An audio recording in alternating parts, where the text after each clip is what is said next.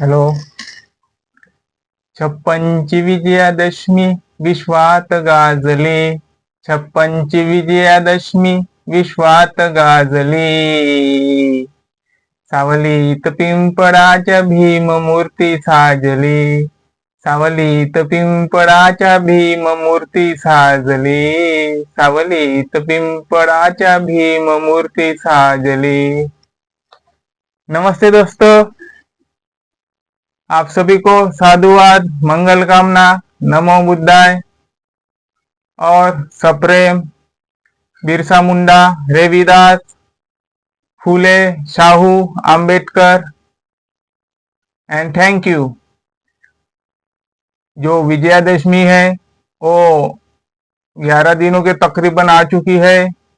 नागपुर के दीक्षा भूमि पर बहुत जल्लोष रहता है, बहुत भीड़ उमंग रहती है।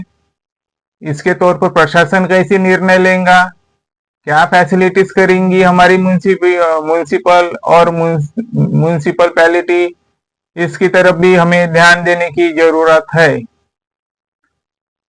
अभी धम्म चक्र प्रवर्तन दिन आएगा 12 तारीख को। बहुत पैमाने पे लोग आएंगे।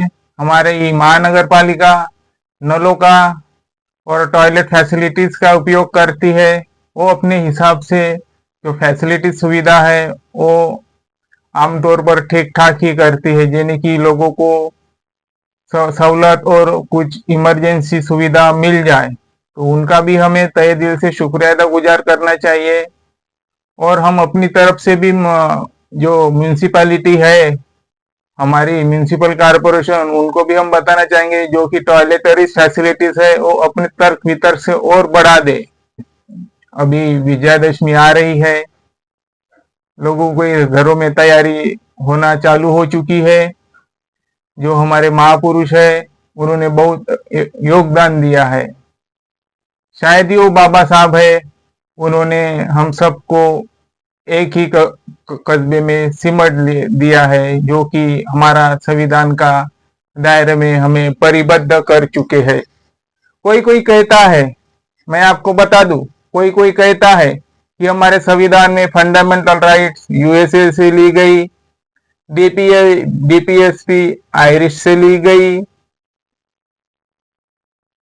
Justice, liberty, equality and fraternity France से ली गई, कॉन्स्टिट्यूशनल अमेंडमेंट साउथ अफ्रीका से ली गई। ये ऐसी हमें बताया जाता है, पर हमें बताया जाता है, पर किसी को नॉलेज हो या ना हो, पर हम बता देते हैं। बाबा साहब ने कहा, मैंने पढ़ाई की, अध्ययन किया और उसके हिसाब से ही मैंने ये संविधान में इंसर्ट कर दिया। मैंने किसी देश से कुछ नहीं लिया, मैंने किसी भी देश से कुछ नहीं लिया। मैंने जो लिया है वो बुद्ध एंड हिज धम्म से लिया है, बुद्ध एंड हिज धम्म से लिया है, उनकी टीचिंग से लिया है, जो कि ये सब कुछ विदेश में चले गया था, विदेशी लोग लेकर चले गए थे। जो विदेश यात्री आते थे हमारे नालंदा में, नालंदा यूनिवर्सिटी, तब वो बहुत बड़ी यूनिवर्सिटी थी, तकरीबन 6 महीनों तक जलती रही, इतनी बड़ी वो यूनिवर्सिटी थी। देशों के ज्ञानी विज्ञानी लोग उस यूनिवर्सिटी में पढ़ने के लिए, ज्ञान लेने के लिए आते थे। वो अभी बिहार में है, बिहार में ही भगवान बुद्ध को ज्ञान प्राप्त हो चुका था। तो ये ऐसी बात है। और जो विदेशी लोग आते थे तो उन्होंने बुद्ध के जो तत्व थे वो अपने देश में लेके गए, वो अपने देश में लेके गए।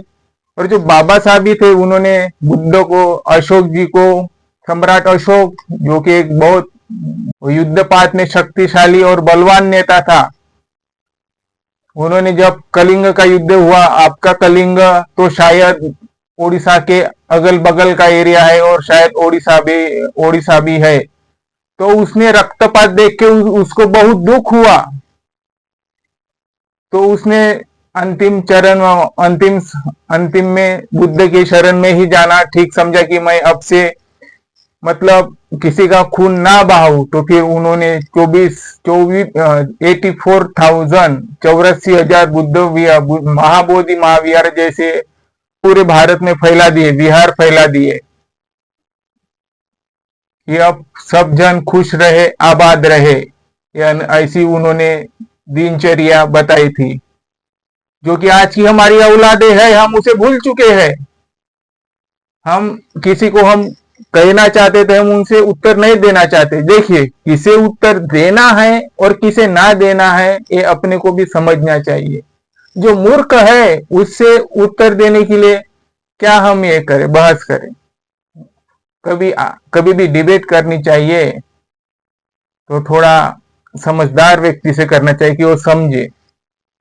तो ये ऐसी बात है, हमें बाबा साहब का शुक्रिया गुजार मानना चाहिए, जो हमें फुले जी समझाए, शाहू जी समझाए, शिवाजी, बिरसा मुंडा, रविदास और जो कुछ हमारे महापुरुष होंगे वो कुछ। और हमें 1818 में 1 जनवरी भीमा कोरेगांव का युद्ध हुआ, उस शौर्य वीरों का भी हमें शुक्रिया अदा गुजार करना चाहिए। अगर वो ना होते तो शायद कुछ हमारे महापुरुष ना दिख जाते। हमारी सावित्री गौरी लंकेश हो जाती। हमारे महापुरुष शायद उसमें बाबा साहब भी आ जाते। वो नरेंद्र दाभोलकर जी ना बन जाते, कालबुर्गी ना बन जाते। वैसे हमारे शाहू महाराज, शाहू महाराज, फुले जी, ये भी कुछ दाभोलकर या कालबुर्गी और गौरी लंकेश ना बन जाते। तो ऐसी बात है, और इसीलिए हमें भी 1 जनवरी 1818 का शौरवीर का दिन है, उनका भी हमें शुक्रिया गुजार करना चाहते हैं। और उसमें सिर्फ मतलब बौद्ध महार ही नहीं थे, उसमें जेविश भी थे, कुछ मुस्लिम भी थे और कुछ अन्य जाति के भी, जाति धर्म से भी लोग थे, जो कि उस स्तंभ में लिखा ही है उन सबका नाम। आप जाकर पढ़ भी सकते हो। जो कि उनका लीडर थे सिद्धनाथ, जो कि उनके लीडर थे, जो 1818 का युद्ध हुआ तो उनके लीडर थे सिद्धनाथ, जो बौद्ध के ही फॉलोवर थे, जो कि अपनी प्राण प्रतिष्ठा के लिए वो हमें युद्ध छेड़ना पड़ा, क्योंकि हमें पिछड़ा बना दिया था। तो यह ऐसी बात है। सभी को वेलकम विजयादशमी की, और सभी को थैंक यू वेरी मच। अगर आपको हमारा चैनल अच्छा लगता है तो हम रिक्वेस्ट करते हैं, हमारे चैनल को ज्यादा से ज्यादा शेयर कीजिए, अपने यार दोस्तों को बताइए, और हो सके तो हमें सब्सक्राइब करना ना भूले। Thank you very much. So again